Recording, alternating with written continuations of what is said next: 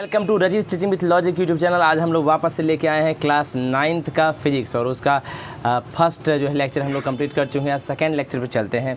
First lecture में हम लोग देखा था डिस्टेंस और डिस्प्लेसमेंट। एक्चुअल लेंथ जो होता है पाथ का वो डिस्टेंस होता है और जो shortest distance between initial and final position होता है वो हमारा डिस्प्लेसमेंट होता है। राइट, डिस्प्लेसमेंट हमेशा कम होता है जनरली और डिस्टेंस जो है ज़्यादा होता है, क्योंकि एक्चुअल लेंथ होता है। दूरी जब निकालना हो हम लोग को तो हम लोग पाथ का लंबाई यानी जो रास्ते से चले हैं उसका टोटल लंबाई निकालेंगे तो वही डिस्टेंस होगा। लेकिन डिस्प्लेसमेंट को हिंदी में विस्थापन कहते हैं। विस्थापन निकलता है कैसे? शुरुआत और अंत के बीच का स्ट्रेट लाइन जो होता है वही उसका डिस्प्लेसमेंट होता है। चलिए आगे हम लोग पढ़ने जा रहे हैं uniform motion and non uniform motion. सबसे पहले एक टर्म आया यूनिफॉर्म, ठीक है। दूसरा है नॉन यूनिफॉर्म का क्या मतलब है, ध्यान से देखिएगा। आपके स्कूल में कहा जाता है कि every students should come, every students will have to come in uniform proper dress. Right, तुम देखता हो कि यूनिफॉर्म का मतलब क्या होता है? यूनिफॉर्म, यूनि मतलब सेम, फॉर्म मतलब कपड़ा, रूप, ठीक है। यानी हर बच्चा एक ही कपड़ा में आएगा, उसको यूनिफॉर्म कहते हैं। यानी मतलब हर जगह समान, पूरे स्कूल में यूनिफॉर्म है तो हर स्कूल का अपना अपना एक यूनिफॉर्म होता है पर्टिकुलर, ताकि वो बच्चा एक जैसा दिखे। राइट, नॉन यूनिफॉर्म मतलब बराबर नहीं, एक समान नहीं। चलिए अब समझ में आ गया होगा। तो यहाँ यूनिफॉर्म मोशन है, यानी कोई भी चीज़ लगातार एक समान चलती होगी तो यूनिफॉर्म मोशन कहलाएगा, और एक समान नहीं चलेगी तो बहुत अच्छा। समझ में आ गया? चलिए आगे बढ़ते हैं। A body has uniform motion, एक बॉडी के पास होता है uniform motion if it travels, अगर वो ट्रैवल करती है, यात्रा करती है equal distance in equal interval of time. जितना डिस्टेंस मतलब इक्वल इंटरवल होगा, इक्वल इंटरवल ऑफ टाइम में इक्वल डिस्टेंस ट्रेवल करेगी। जैसे फिर लिखा है no matter how small this time intervals में भी, हो सकता है टाइम इंटरवल छोटा हो, उससे भी कोई फ़र्क पड़ता नहीं। मान लीजिए अगर एक सेकंड में तुम जो है 2 किलोमीटर गया, मान लेना 1 सेकंड में 2 किलोमीटर, तो अगला जो 1 सेकंड होगा उसमें भी कितना जाओगे? 2 किलोमीटर। अच्छा छोड़ो अगला, चाहे देखो 1 सेकंड की बात कर ली, अगर 1 घंटा में तुम 2 किलोमीटर जाते हो तो अगला 1 घंटा में कितना जाओगे? 2 ही किलोमीटर जाओगे। यूनिफॉर्म स्पीड होगा, ठीक है ना। इससे कोई फ़र्क नहीं पड़ता है कि टाइम ड्यूरेशन छोटा है या बड़ा, ठीक है।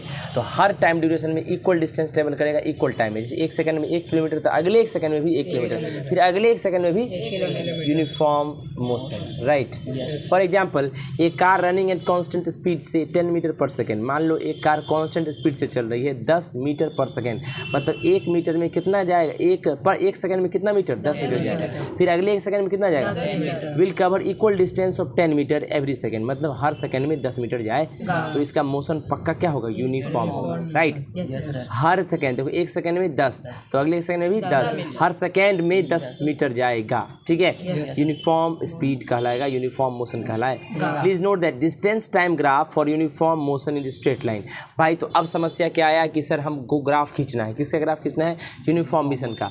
याद रखिएगा ये एक्स एक्सिस होता है, क्या होता है? इस पर हमेशा टाइम लिखा जाता है, और ये होता है वाई एक्सिस, इस पर डिस्टेंस लिखा जाता है। ये एक्स एक्सिस है और ये वाई एक्सिस है। यूनिफॉर्म स्पीड का मतलब क्या है? देखो जितना इधर है उतना ही इधर है, तो जितना टाइम लेगा उतना ही दूरी लेगा। तो बीच से जाएगा स्ट्रेट लाइन, सीधी रेखा बीच से जाएगी, ताकि ये पता चलेगा देखो इतना जितना इधर है उतना ही इधर। समझ में आ रहा है? तो यूनिफॉर्म मोशन का जो टाइम डिस्टेंस ग्राफ होता है यूनिफॉर्म मोशन का स्ट्रेट लाइन होता है। समझ में आया?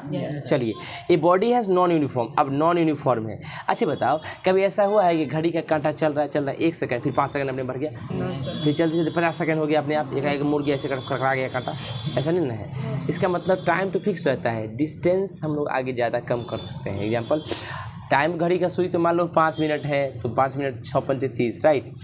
तो 300 सेकंड लेगा ही लेगा। ऐसा हो कि 1 सेकंड चला फिर 5 सेकंड का चल गया, ऐसा नहीं होता है। तो घड़ी तो अपना टाइम फिक्स से चलेगी। हाँ, अब नॉन यूनिफॉर्म में दिक्कत क्या हो सकता है?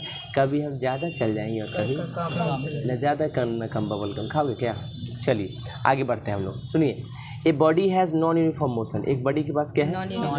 इफ़ इट ट्रेवल्स, अगर वो ट्रेवल करता है अनइक्वल डिस्टेंस अनइक्वल हो जाएगा, मतलब कभी ज़्यादा कभी इन इक्वल इंटरवल ऑफ टाइम। लेकिन टाइम इक्वल इंटरवल यहाँ भी है, और देखो इक्वल इंटरवल ऑफ टाइम यहाँ भी। टाइम तो इक्वल ही रहेगा, 1 सेकंड फिर 2 सेकंड, ये 10 सेकंड, ये अगला 10 सेकंड, ये अगला 10 सेकंड, ये अगला 10 सेकंड, राइट। बस वहाँ इक्वल डिस्टेंस था, यहाँ अनइक्वल डिस्टेंस है, मतलब इक्वल डिस्टेंस नहीं है। For example if we drop a ball from the roof of a tall building, बड़ी लंबी बिल्डिंग की छत से एक बॉल फेंके, तुम देखोगे बॉल कवर करेगा अनइक्वल डिस्टेंस। कैसे?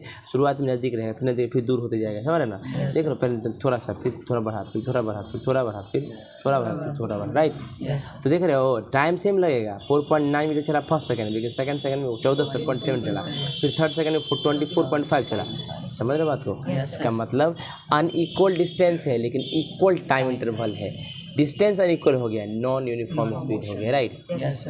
चलिए, तो हम कह सकते हैं फ्रीली फॉलिंग बॉल, मतलब ऊपर से आराम से जो गिर रहा है फ्रीली फॉलिंग है, उसको कोई बीच में रोक नहीं रहा है। वो कवर करता है स्मॉलर डिस्टेंस इनिशियल 1 सेकेंड में, शुरुआत के 1 सेकेंड में छोटा डिस्टेंस ट्रेवल करता है, एंड लार्जर डिस्टेंस करता है फिर बाद के 1 सेकेंड में, राइट?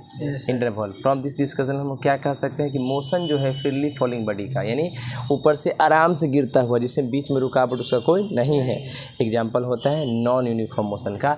तो जब भी हम पूछे कि कोई बॉडी फ्रीली फॉलिंग बॉडी है, क्या है? फ्रीली फॉलिंग बॉडी है अंडर ग्रेविटी, यानी धरती उसको खींच रही है, तो वो मोशन जो होगा किस तरह का होगा? मोशन नॉन यूनिफॉर्म मोशन होगा, right? The motion of A train starting from the railway station is also an example of non uniform motion, right? एक ट्रेन का मोशन जानते हो नॉन यूनिफॉर्म होता है क्योंकि टाइम तो फिक्स्ड है, ट्रेन कभी ज़्यादा स्पीड कभी कम स्पीड, राइट? कभी कभी देखते हो बहुत ज़्यादा स्पीड हो जाती है, कभी रुक जाती है, कभी कभी स्टेशन पर लगा के ही रह जाती है, राइट? टाइम तो चलते रहेगा लेकिन उसका डिस्टेंस कवर करना आगे पीछे हो जाता है, राइट? तो एग्जाम्पल किसका है? नॉन यूनिफॉर्म मोशन का। दिस इज़ बिकॉज ऐसा इसलिए होता है कि व्हेन ट्रेन स्टार्ट, जब ट्रेन स्टार्ट करती है तो वो बहुत स्लो धीरे धीरे चलती है, स्मॉल डिस्टेंस कवर करती है फर्स्ट सेकंड में, फिर ट्रेन मूव करती है थोड़ा ज़्यादा सेकंड सेकंड में, फिर सोने से दस चलते रहता है। तो जब ट्रेन अप्रोच करता है नेक्स्ट स्टेशन को, कब ट्रेन अप्रोच करता है नेक्स्ट स्टेशन को, तो डिस्टेंस फिर जो है पर सेकंड डिक्रीज करता है, अगला स्टेशन पहुंचने के बाद धीरे धीरे स्पीड स्लो हो जाता है। Please note that distance time graph for a body having non uniform motion is curved line. भाई जब डिस्टेंस और टाइम ग्राफ देखिएगा नॉन यूनिफॉर्म बॉडी का, तो आप देखिएगा कि नॉन यूनिफॉर्म बॉडी का जो है, चलिए देखिए, तो जब डिस्टेंस टाइम ग्राफ हो उसका जो मतलब ग्राफ होगा वो नॉन यूनिफॉर्म मोशन होगा। का non uniform motion curve line होगा, क्या होगा? कर्व होगा, तिरछा होगा। देखो कभी यहाँ टाइम एक्सिस के तरफ ज़्यादा झुकाव है, देख रहे हो ना, फिर टाइम एक्सिस से दूर चला गया, राइट? अनइक्वल होगा तो कर्व लाइन होगा, क्या होगा? Curve line. तो जब भी हम पूछे तुमसे यूनिफॉर्म मोशन का ग्राफ, तुम बोलोगे स्ट्रेट लाइन, जब बोले नॉन यूनिफॉर्म का ग्राफ तुम बोलोगे कर्व लाइन, राइट? तो कहता है दस in order to find out whether a body has uniform motion और non uniform motion we should draw the distance time graph for it, है ना? चलिए, तो जब भी हम बोले कि नॉन यूनिफॉर्म मोशन है तो अब उसका ग्राफ क्या होगा? उसका ग्राफ हमेशा कर्व लाइन होगा, राइट? देखिए एक ball drop from the roof of a tall building, बड़े सी बिल्डिंग से छत से गिर रहा है, unequal distance equal interval of time में कवर करेगा, नॉन यूनिफॉर्म मोशन है। डिस्टेंस टाइम ग्राफ बॉडी का जिसका नॉन यूनिफॉर्म मोशन होता है कर्व लाइन होता है। अगर distance time graph straight line है तो मोशन पक्का यूनिफॉर्म होगा, ठीक है? अगर distance time graph curve line है तो मोशन पक्का। ये नोट करने वाली बात है, नॉन यूनिफॉर्म मोशन को हम एक्सेलरेटेड मोशन भी कहते हैं, याद रखिएगा, बड़ा इंपॉर्टेंट पॉइंट है। नॉन यूनिफॉर्म मोशन जो है एक्सेलरेटेड मोशन होता है। पूछो क्यों? गाड़ी में शुरुआत में एक्सेलरेशन जो होता है कम रहता है, फिर बढ़ाते हो ज़्यादा होता है, कभी गाड़ी ज़्यादा चलती है कम। एक्सेलरेटेड मतलब चलते रहना, कभी ज़्यादा कभी कम, राइट? एक्सेलरेशन होता, ठीक है? यूनिफॉर्म समझ में आया? नॉन यूनिफॉर्म समझ में आया? Equal distance equal interval of time uniform, unequal distance equal interval of time non uniform. Non uniform का ग्राफ कर्व लाइन, यूनिफॉर्म का graph straight line. Free falling body non uniform graph, non uniform motion को show करेगा, freely falling body, right? तो दिक्कत देखिए ध्यान से, कहता है स्पीड वेलोसिटी एंड एक्सेलरेशन, ठीक है? The motion of a body can be described bye 3 terms, speed velocity and acceleration, right? Motion जो है बॉडी का उसको डिस्क्राइब करेंगे 3 टर्म्स में, speed velocity and acceleration, right? चलिए स्टडी करते हैं डिटेल में। हम लोग क्या पढ़ने जा रहे हैं? स्पीड वेलोसिटी और एक्सेलरेशन, ठीक है? तो चलिए एक एक करके उसको डिस्क्राइब करते हैं वन बाय वन। देखिए ध्यान से, सबसे पहले हम लोग देखने जा रहे हैं स्पीड। क्या देखने जा रहे हैं? स्पीड। क्या देखने जा रहे हैं? स्पीड। ध्यान से देखिएगा, क्या देखने जा रहे हैं? स्पीड, ठीक है? देखिएगा, कहता है if a car is running slow, अगर कोई कार धीरे धीरे चल रही है, स्लो चल रही है, we say that it's speed is low, तो हम कहते हैं कि उसका स्पीड लो।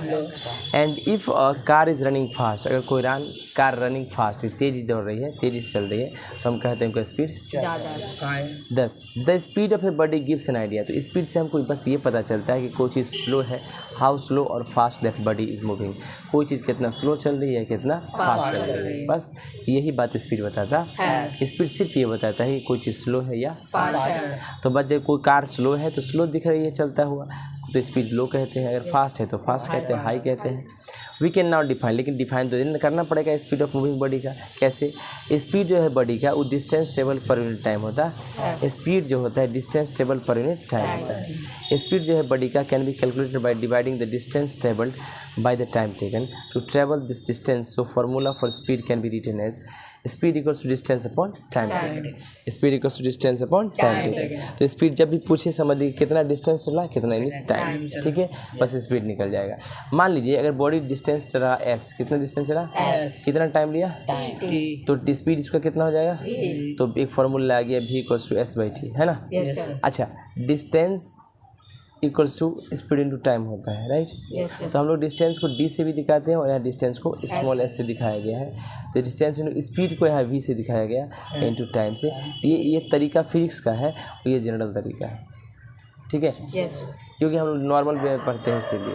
तो v बराबर एस अपॉन टी होता है, v स्पीड होता है, स्पीड बराबर डिस्टेंस ट्रेवल पर यूनिट टाइम। कोई दिक्कत? देखिएगा, अब देखिएगा ध्यान से, चलिए बढ़ते हैं आगे, देखिएगा ध्यान से। तो अगर मतलब वो कोई कहेगा कि भैया स्पीड क्या होता है, तो स्पीड से बस ये पता चलता है कि कोई चीज़ कितना स्लो है या कितना फास्ट है, राइट। देखिएगा ध्यान से, मैंने कहा स्पीड जो होता है डिस्टेंस टेबल पर यूनिट टाइम टेकन होता है। स्पीड डिस्टेंस अगर एस हो, टाइम टी हो और स्पीड भी हो, तो v equals to S by टी। सपोज एक कार ट्रैवल करता है 100 किलोमीटर का डिस्टेंस 4 घंटा में, तो स्पीड कार का कितना होगा, 100 बाई 4 यानी 25 किलोमीटर पर घंटा। इसको शॉर्ट फॉर्म में 25 किलोमीटर पर आवर ऐसे लिखा जाता है, यानी 25 किलोमीटर पर आवर को नीचे लिखते हैं, इसी का शॉर्ट फॉर्म ये है, राइट।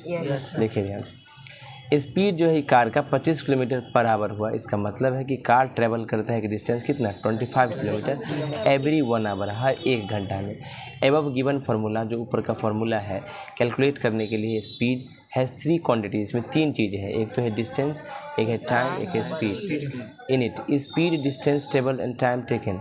स्पीड, डिस्टेंस टेबल और टाइम टेकन 3 क्वांटिटी है आपके पास। If we are given the value of any 2, इस तीनों में से किसी 2 का वैल्यू अगर मिल गया आपको, तो आप तीसरा का वैल्यू कैलकुलेट कर सकते हैं फार्मूला से, राइट। आप देख सकते हैं ऐसा यूनिट जो होता है डिस्टेंस का मीटर होता है और दैट ऑफ टाइम जो है सेकंड होता है। ऐसा यूनिट डिस्टेंस का क्या होता है, मीटर, और टाइम का क्या होता है, सेकंड। तो ऐसा यूनिट जो है स्पीड का क्या हो जाएगा, मीटर पर सेकंड। जब भी पूछे स्पीड का ऐसा यूनिट तो बोलोगे मीटर पर सेकंड, जिसको हम लोग मीटर पर सेकंड ऐसे भी लिखते हैं और मीटर पर सेकंड ऐसे भी लिखते हैं, राइट। स्मॉल वैल्यू जो है स्पीड का एक्सप्रेस होता है यूनिट सेंटीमीटर पर सेकंड में। अच्छा, सेंटीमीटर में कोई चीज़ चला तो कैसे लिखोगे, उससे भी छोटा, centimetre per second, centimetre per second और centimetre per second. To express high speed, ज़्यादा स्पीड है किलोमीटर में, किलोमीटर पर आवर में, तो उसको kmph लिखते हैं, किलोमीटर पर आवर या kmph। Please note that if we have to compare the speed of number of bodies, अगर हम स्पीड नंबर ऑफ बॉडीज़ का देखना चाहते हैं तो then we must express the speeds of all of them in the same units. तो हमको याद रखिएगा हर चीज़ को सेम यूनिट में कन्वर्ट करना पड़ेगा, ठीक है ना। चलिए, then we must express the speed of all of them in same unit, सारे को सेम यूनिट में कन्वर्ट करना पड़ेगा। स्पीड के पास मैग्नीट्यूड होता है केवल, इसके पास कोई स्पेसिफाइड डायरेक्शन नहीं होता है। तो स्पीड जो है स्केलर क्वांटिटी होता है, जिसके पास डायरेक्शन नहीं सिर्फ मैग्नीट्यूड, क्या होगा, स्केलर क्वांटिटी, क्या होगा, स्केलर क्वांटिटी, ठीक है ना।